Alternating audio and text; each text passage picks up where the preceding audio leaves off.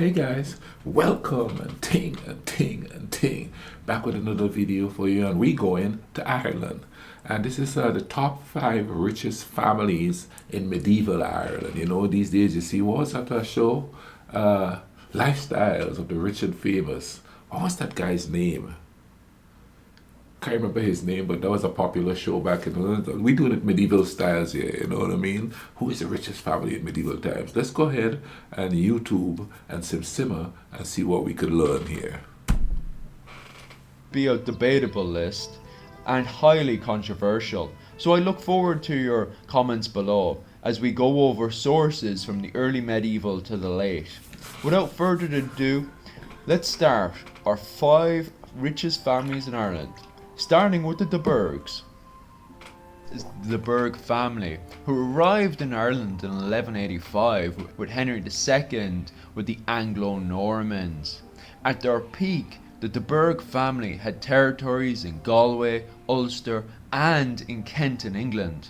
They would quickly go on to become crusaders with Edward I, going off crusading around Jerusalem and various parts of the medieval world.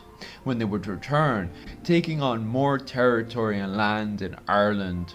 However, the family would take its first bump going into the Scottish War of Independence, when the De Burgh had married their family off to the Bruce's family. Massive marriage alliance and all the territory that the De Burghs had, and successful crusades, the De Burgh family were definitely one of the wealthiest in Ireland. However, it's from this point onwards that the De Burgh family start to get real bumpy, because with Robert the Bruce getting involved with the Scottish War of Independence against the De Burgh's vassals, the King of England, the De Burghs became untrustworthy amongst the English. Furthermore, the O'Connors would also declare war on the De Burgh family, with Phelim O'Connor leading the attack against the De Burgh family. The De Burghs were almost completely wiped out at the Second Battle of Athenry, with Edward the Bruce, Robert the Bruce's brother, moving into Ireland to quickly take as much territory as possible and being declared King of Ireland. The De Burgh family were really starting to get shook up, as the Scottish War of Independence really wasn't leaving them well.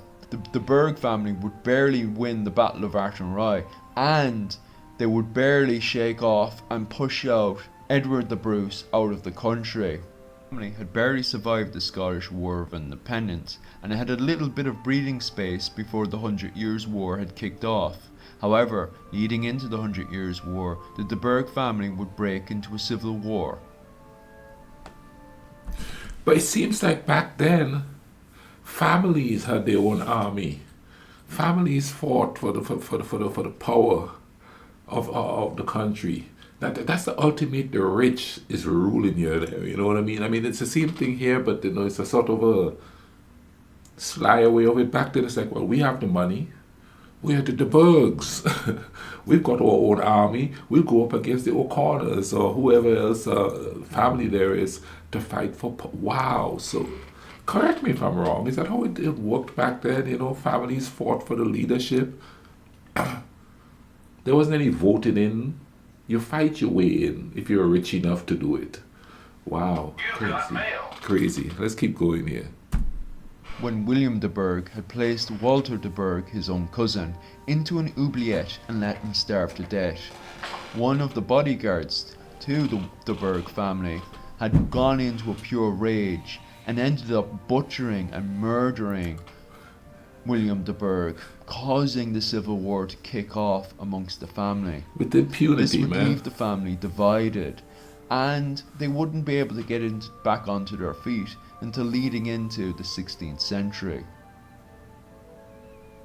We have the O'Connors. The O'Connors would hit their peak in 1103 when they would usurp the previous king of Ireland, Murtogh Breen. In doing so, they would take the kingship of Ireland to an all-new height under Turlough O'Connor, who is Ireland's longest reigning king. He would build many moat and baileys and beautiful pieces of art that would still stay in Ireland today, such as the Cross of Cong. his son, Rory O'Connor, would inherit the crown of Ireland. However, this would break into complete civil war against the MacLachlan's, with the O'Connors once again Wow. triumphing over the MacLachlan's. One particular party, Diarmid MacMurrough, wasn't too pleased, and he would go over to England and seek help from the Cambro Normans. There, the Norman conquest of Ireland would begin, and the O'Connors would spend the rest of the medieval period struggling against the various Normans who pushed them all the way to Connacht. You know, I'm watching this here, and you know they're going off to war and stuff, and I'm seeing the weapons and stuff. I, I don't know. I would much rather fight today because the chances of you getting shoo and you're done, that's okay. There they beat you to death, they stab you to death. You could get stabbed and lay on that ground for days dying, you know what I mean? Seeing people come walking back and forth, and you know, they're trying to survive too. They ain't stopping to help you because you're mortally wounded and you just lay. And I guess that could happen. You could get shot and you could just lay there for a while, but usually the bullets just rip you up to shreds, you know, you die on the spot, you know what I mean? But man, I can't imagine like beating a man to death. I just can't. Now, if it's self-defense, I can, but you know, to just go out there and just start beating a man to death, I don't know. And I've been through some stuff. That's why I said, you know, if it's self-defense, is one thing. I don't know, man. And would continue to wrestle the kingship of Connacht against them. However, the O'Connors, even fighting against the powerful the Burghs, would hold on and hold the kingship to themselves, finishing up in the late medieval period in 1460 as still being crowned kings of Connacht. Still today, Desmond O'Connor still holds the title as Prince of Connacht and head chieftain of Clan O'Connor. His father, Dennis O'Connor, had fought in World War II, and after the war, his father would help with Irish tourism and help with the various lineages in Ireland. You know, that's kind of funny because we're talking about Ireland here, and you know, he said Desmond and he said Dennis. Desmond is my brother's name, Dennis is my father's name. So are those Irish names, or are they like come down from the English? Comment down below, because that's kind of interesting, you know what I mean? And the more I check out this history, the more I'm seeing, you know, the correlation between the two. Be it so that some Irish had slaves themselves on the island, or they were just indentured servants themselves. You know what I mean? There was a intermingling of the groups between the Caribbean and Ireland. It's kind of crazy how every so often everybody watching this video go, wait a minute now. I always thought those were straight up British names, you know what I mean, or English names. But then, of course, I have a lot of friends named Ian. You could just see the influence from that region to the people of the Caribbean. And of course, too, you could still see the influence of Africa in the people of the Caribbean. What with the Obia and the Voodoo and all the laws and all that stuff in the religion. Isn't it crazy how, you know, a whole new hybrid of ideas formed through the circumstances, like the slaves, the indentured servants, and of course the colonizers, and it sort of create a hybrid of a culture that's got everything mixed into it, that's affected it over the history of that place. That's kind of cool. He would also help disabled children learn to ride. So although the O'Connors had hit their peak of wealth going into the high medieval period of Crusaders, and the O'Connors, even after the Norman invasion, had held on to their lands in Connacht, and even at their darkest of times, even at the Battle of Athenry, they would manage to hold on to their kingship of Connacht. And number 3, we have the O'Briens. And just like the O'Connors, the O'Briens see their peak very early on in the medieval era. In fact, the O'Briens become one of the most powerfulest families in Ireland, Of course, everybody who studies Irish medieval history knows of Brian Boru and how he became Emperor of the Gael, taking over all of Ireland. However, with his death at the Battle of Clontarf, Ireland once again would go into a strife on who should become the next King of Ireland. By the skin of their teeth, the O'Briens managed to hold on for a short time before they themselves become usurped by the O'Connors. The O'Briens stay as a little minor faction in Munster until the arrival of the Normans. The O'Briens continue to try to fight off other clans and the Normans at the same time. The O'Briens managed to stay fit, and going into the Scottish War of Independence, when we see the likes of the Burghs and the O'Connors really starting to struggle, the O'Briens on the other hand start to really break off and start to push into an era of the Gaelic resurgence, winning the great battle of Dysa O'Dea in 1315. With that, the O'Briens start to really take off, and we can see the peak of their wealth with Bunratty Castle, which was originally built by the MacMurraghs in 1425. It comes into the ownership of the O'Briens much later on. Here we can really see the peak of O'Brien's wealth. The O'Briens still stand today as one of the wealthiest families in Ireland, led by Conor O'Brien, the 31st descendant of High King Brian Boru. Now, although this entire list is very debatable, and if this was the list of the most powerfulest factions and clans in Ireland, I would definitely put the O'Neills at number 1. But because we're talking about the richest families in Ireland, sadly I'm going to have to place the O'Neills at number 2. Now, that being said, the O'Neills do drive up to being one of the most wealthiest families in Ireland. That is simply because the O'Neills are related to a much more older family within the Nails. They derive from the Northern Nail and get their name from Niall Glondubh, who was a rival of Flann Sinna. Back when the Irish were pushing for a more unified Ireland, Niall Glondubh was one of the major rivals of Flann Sinna. Now, that's a completely different topic and a video I could easily do on the rise and fall of the King of Ireland, Flann Sinna.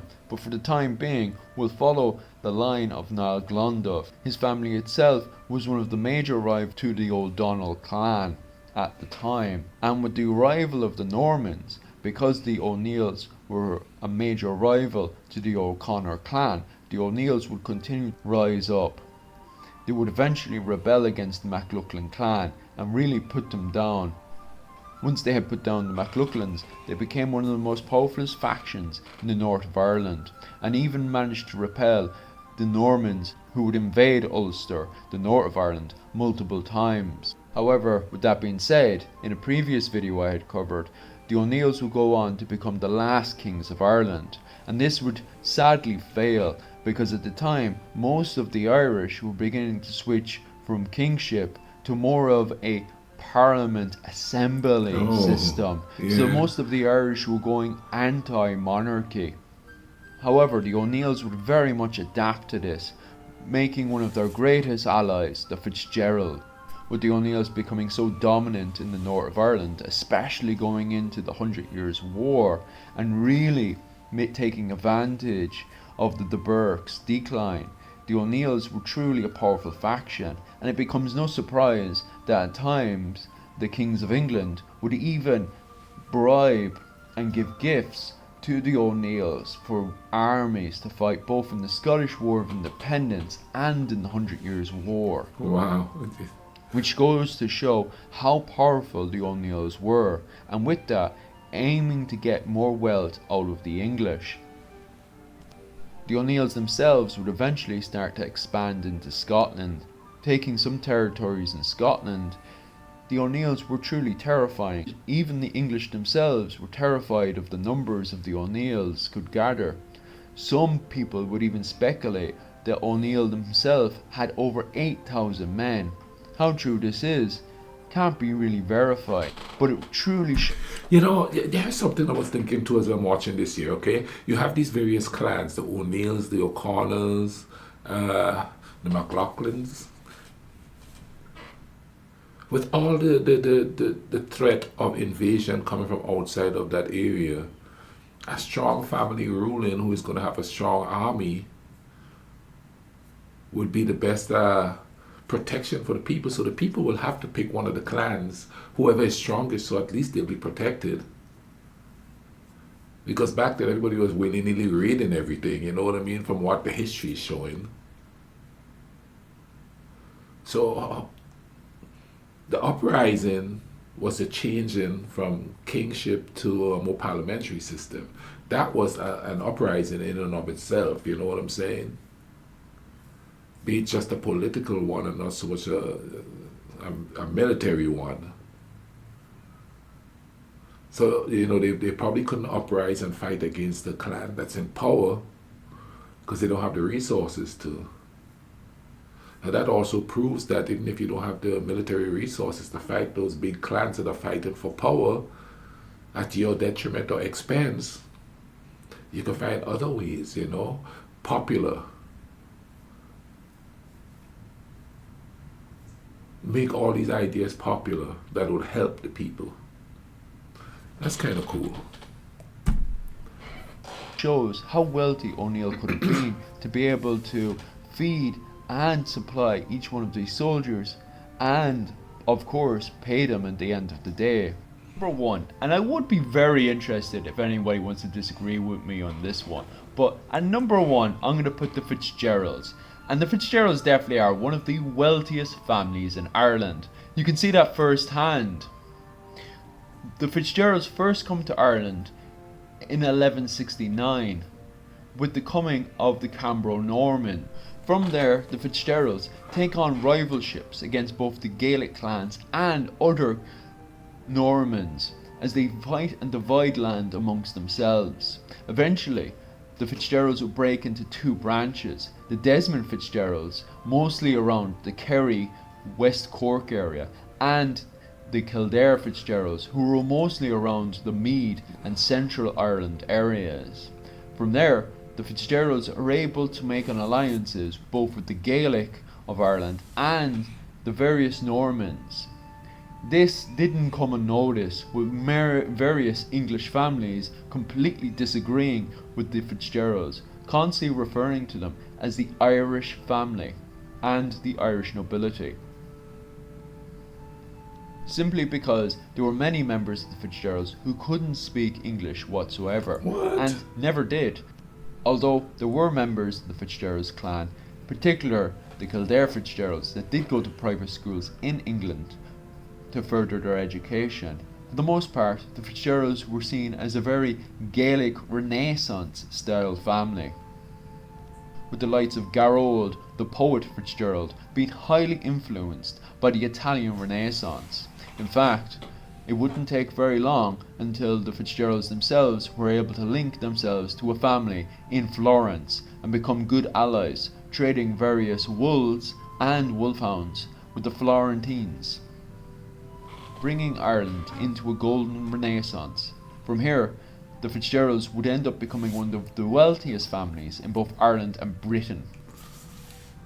Irish nobility starting to appear in Italy, England, and in the Holy Roman Empire, and even in the French courts.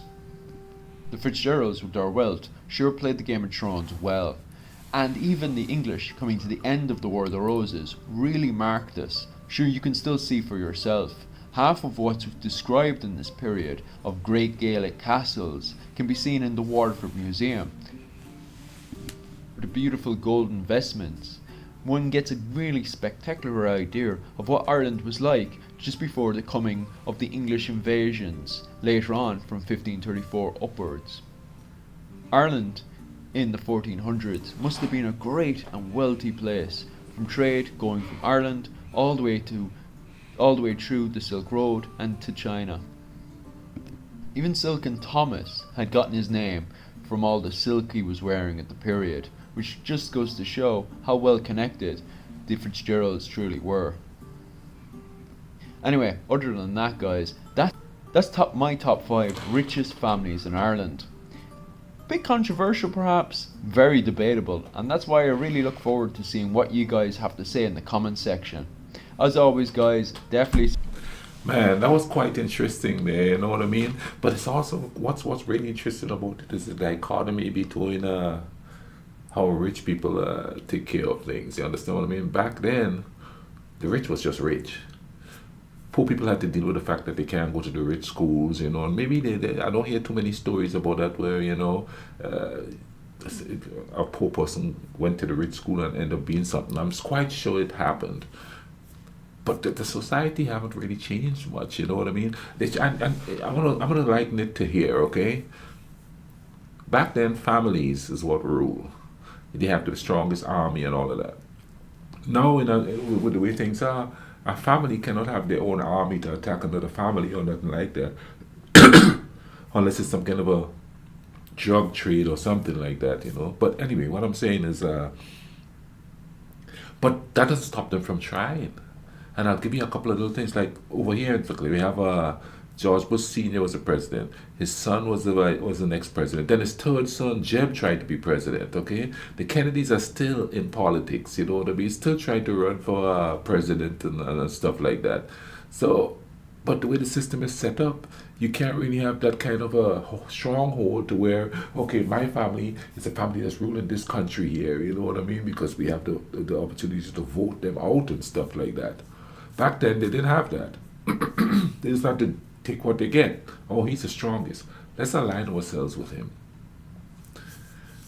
And to a certain degree, it is the same way here, but not as far as ruling the country is concerned. But they're trying.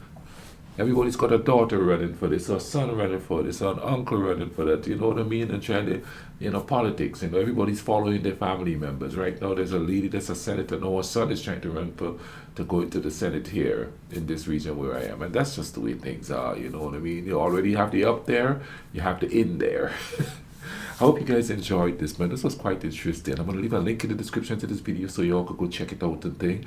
Thank you to those who commented. Thank you to those who sent me super thanks and stuff to help out with the channel. Get all this nice little equipment and stuff to make a better experience for you guys, you know what I mean? And, you know, just thank you in general, man. I'm glad that you guys watch it with me and comment in the comment section and tell me what you think and add to what we've learned. I'm going to end this video here, man. You all take care of each other. Be sure to check out the videos that I have up here in the cards, so just for more Irish reactions. You all take care of each other, all right? Cool runnings.